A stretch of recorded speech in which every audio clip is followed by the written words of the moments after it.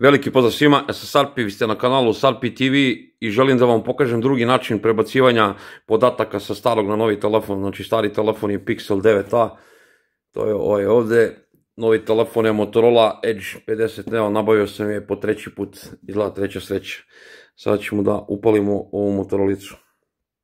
Savjetujem svima da ubacite obavezno biometriju na starom telefonu, znači bar čitač otiska prsta. Da vam ne objašnjavam sad zašto, da ne bi video predugo trajao. Evo kako se novi telefon pali.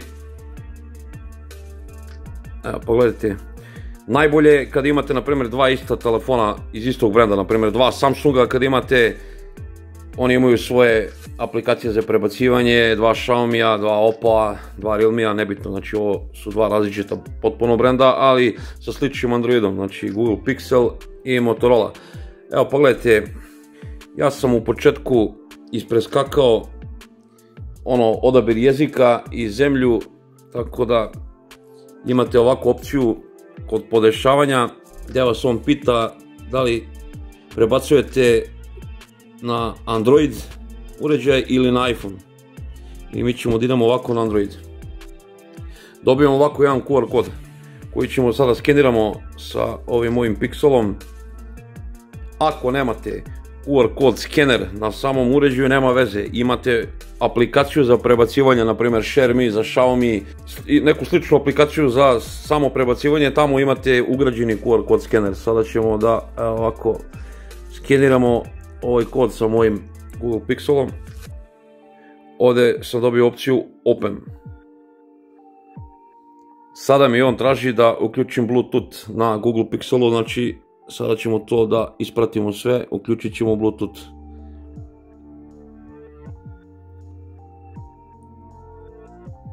I idemo Continue. Sada će ova dva telefona da se povežu. Evo pogledajte. Sad ja moram da verifikujem da sam to ja. Znači moram da ubacim svoj PIN sa Google Pixela. Ubacio sam PIN, idemo ovako dalje. Sad ja verifikujem da sam to ja na ovom novom telefonu. Sad se on konektuje na Wi-Fi mrežu. Znači vi koji se plašite da prebacujete sa telefona na telefon, da menjate telefone, znači vrlo je prosto, pogledajte. Znači imate sad tu neke opcije, možete da pogasite ove neke stvari. A i ne morate ovom prilikom, ja ću sad to sve da preskočim.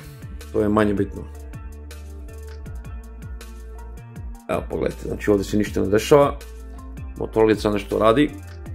Ili neki drugi telefon koji nabavite, sličan je postupak. Sad on provjerava naloge i tako dalje. Evo ovako. Sada me pita da li hoću da prebacim odmah SIM kartice ili eSIM. Ja neću ništa od toga da radim, znači to ću, imam ovdje korak da preskočim, to ću kasnije fizički da izvadim karticu i da ubacim, neću sad. Znači to i nije toliko bitno. Ili ovdje piše možete da ubacite drugu eSIM karticu, znači ne da prebacujete s ovog telefona, nego da ubacite neku sasvim drugu. A ja ću da idem ovako skip, da preskočim taj korak. Ovdje sada ima opcija da podesite vaš otisak prsta.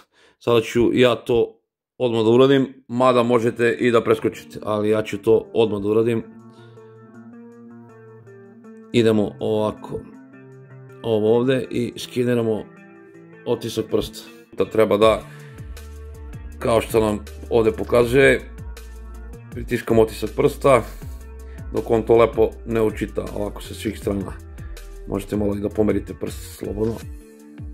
Znači to lepo da odradi, pošto ja koristim biometriju, jednom prilikom ću napraviti video vezano za to. Ovdje sad imam opciju da ubacim još jedan prst, to možete i kasnije, znači idemo ovdje done, znači završili smo to što nam je tražio. E sad, on se priprema za kopiranje podataka sa jednog na drugi telefon. Idemo ovako next. I pogledajte. Sada se oni povezuju. Kao što vidite. I imat ćete izbor šta da prebacite. Znači ako hoćete da prebacite kompletno sve, znači kompletne videoklipove, slike, dokumente koje imate na starom telefonu, sve to možete prebaciti. Ja uglavnom to ne radim, prebacujem samo istoriju poziva, podešavanja samog uređaja i svoje naloge, znači onda i neke možda aplikacije, ali najviše volim da bude čista instalacija, znači da ja sam kasnije u Play Store ubacim aplikacije koje mi treba. Može nekada se desi da dođe do nekih problema, ali ljude koji to mrze, oni obično prebace sve. Ali ja ne želim da prebacim sve. Evo ovako, imate opciju Express, imate prilagođeno, znači odaberete ovu drugu opciju i sad imate ovdje aplikacije, slike, videozapise, muziku, poruke, podešavanje samog uređaja i istoriju poziva. Ja ću da ostavim istoriju poziva, poruke, podešavanje uređaja, ovo ću da oštikram muziku, foto, video i aplikacije, to mi ne treba. Znači, možete kompletno sve da prebacite sa starog na novi uređaj, ja neću. Znači, ja ću samo kažem poruke, podešavanje samog uređaja i istoriju poziva. I sada ćemo da kliknemo ovo copy. U zavisnosti od količine gigabajta koje imate na samom telefonu, to može da potrebi pola sata. I idemo ovako, prihvatamo sve što nam kaže. Kaže ovdje da mogu da uključim backup svog uređaja, foto, video. Ja to neću da radim, znači neću da radim nikakav backup. I evo, pogledajte šta se pojavilo, idemo, znači samo pratimo šta nam ovdje nudi, idemo ovako da se slažemo sa svim tim.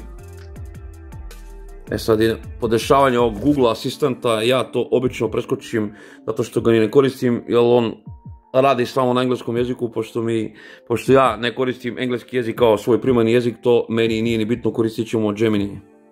Idemo ovako skip, to možete da prihvatite ako koristite engleski jezik, ali ja to ne radim. Znači, podešavanje ovog plaćanja Google Pay-a i to preskačem, znači meni to nije bitno, neke stvari, aplikacije koje vam nude, kliknut ću ovdje OK, pošto nemam opciju to da preskočim. Evo, pogledajte, kopiranje je završeno, pogledajte, sad ću on da pripremi samo to u ovom telefonu, da sam prebacivo videoklipove, muziku, slike, to bi trebalo dosta duže, zavisnosti koliko gigabajt imam, ali pošto sam prebacivo samo istoriju poziva, podešavanja samog uređaja i poruke, evo pogledajte, to je trajalo nepunih par minuta, tako da eto ljudi, sad čekat ćemo još ovih par trenutaka, sad će Motorolica da me pita onako uobičajene neke stvari, ja ću da ovako kažem ne sada, idemo dalje. To ćemo kasnije sve da podešavamo, ne moramo sad ništa da odradimo. Idemo ovako, next.